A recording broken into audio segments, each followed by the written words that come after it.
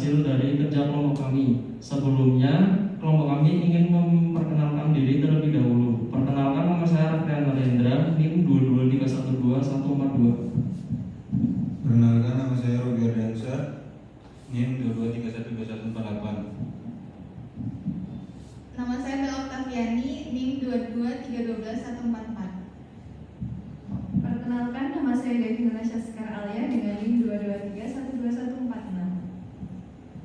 Perkenalkan, nama saya Dwi Susawati Astuti dengan NIM 223121145. Perkenalkan, nama saya Zindu Lestari dengan nomor NIM 22312147.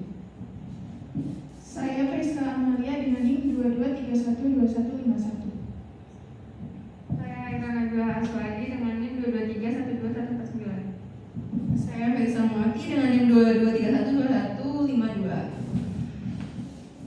Baik, saya akan menjelaskan pokok pembahasan dari kelompok kami. Yang pertama, pemahaman ormas di Indonesia dan pemikirannya. Yang kedua, pemikiran Islam kontemporer di dunia. Dan yang ketiga, pemikiran Islam kontemporer di Indonesia. Pengertian kontemporer.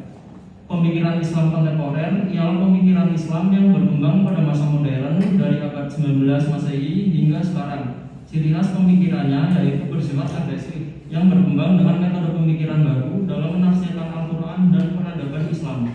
Peran ormas di Indonesia. Ormas di Indonesia umumnya berawal dari gerakan kebudayaan yang bertujuan menguatkan landasan budaya dalam kehidupan masyarakat dengan kegiatan yang sangat beragam. Kegiatan dari ormas-ormas tersebut sangat beragam, namun umumnya melakukan kegiatan keagamaan, dakwah, pelayanan pendidikan, kesehatan, sosial, politik, hingga pemberdayaan ekonomi serta menampal terorisme dan radikalisme. Selanjutnya, ini ada peran ormas Islam dalam bidang dakwah dan pendidikan. Jadi ormas Islam aktif membangun lembaga-lembaga pendidikan seperti pesantren, sekolah, madrasah, dan perguruan tinggi sebagai wadah positif membangun bangsa. Salah satu di antaranya adalah dengan mengintegrasikan ilmu pengetahuan umum atau sains ke dalam materi pendidikan Islam dan dakwah. Selanjutnya, peranan ormas Islam dalam bidang sosial, politik, dan ekonomi. Ormas Islam dalam bidang sosial selalu berupaya untuk meredam terjadinya konflik sosial yang berbau agama. Ormas Islam dalam infrastruktur politik perlu mengoptimalkan ide-ide politik yang ada untuk dapat diterapkan dalam kehidupan berbangsa dan bernegara. Seperti halnya pada masa pasca Orde Baru, mulai bermunculan partai-partai Islam mengikuti pemilu. Selanjutnya ada peranan ormas Islam dalam bidang sosial, politik, dan ekonomi. Pada peranan ini, dalam bidang ekonomi ormas Islam mempunyai peranan yang besar dengan kekuatan pesantrennya, yang dimana pesantren diharapkan dapat banyak menghasilkan wirausahawan baru yang berperan signifikan dalam menciptakan lapangan kerja. Selanjutnya, peranan ormas Islam dalam menangkal terorisme dan radikalisme. Permasalahan terorisme dan radikalisme menjadi tugas semua elemen masyarakat. Dengan kepedulian dan komitmen yang kuat, ormas Islam akan mampu membentengi masyarakat dari pengaruh radikalisme dan terorisme. Upaya strategis pemerintah dalam membangun kerukunan antar umat beragama. Yang pertama ada merangkul ormas Islam untuk berpartisipasi melakukan revolusi karakter atau mental bangsa seperti menjunjung tinggi persatuan dan kesatuan dalam lingkungan kebinekaan. Yang kedua adalah mengajak ormas Islam untuk menjadi motor penggerak dan menyelesaikan permasalahan kebangsaan dan menguatkan komitmen dalam melaksanakan fungsi pembinaan dan pemberdayaan umat. Yang ketiga ada mendorong ormas Islam menjadi wadah aspirasi, saran, dan masukan dari masyarakat bagi pemerintah.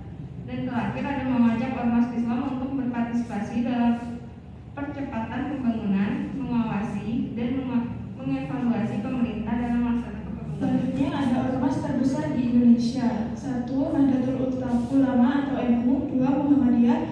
3. Lembaga Dakwah Islam Indonesia atau LDII.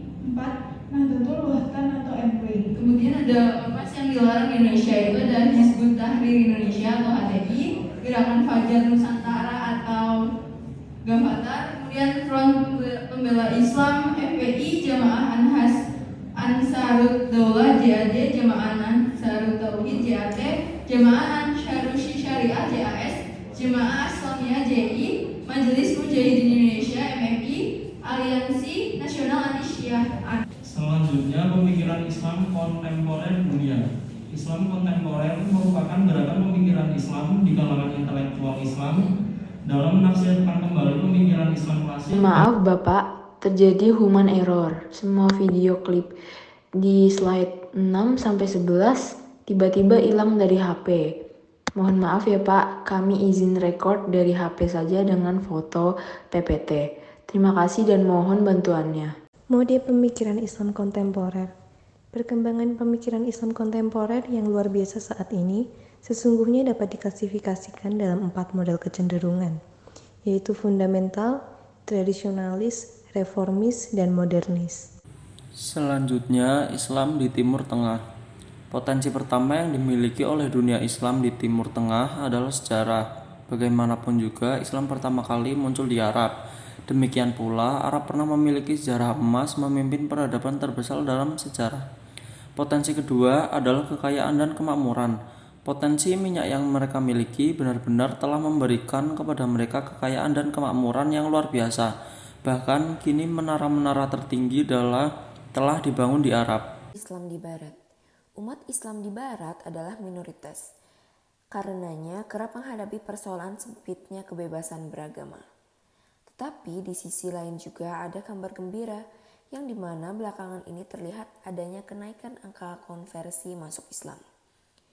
Gelombang masuk Islam ini justru terjadi sesudah peristiwa pengeboman WTC. Barangkali peristiwa pengeboman tersebut justru memicu masyarakat Barat untuk tahu dan membaca lebih banyak tentang Islam, dan sebagian di antara mereka akhirnya justru kemudian tertarik kepada Islam. Selanjutnya, pemikiran Islam kontemporer Indonesia. Perkembangan pemikiran Islam kontemporer Indonesia tidak lepas dari upaya mereka dalam menafsirkan kembali Islam.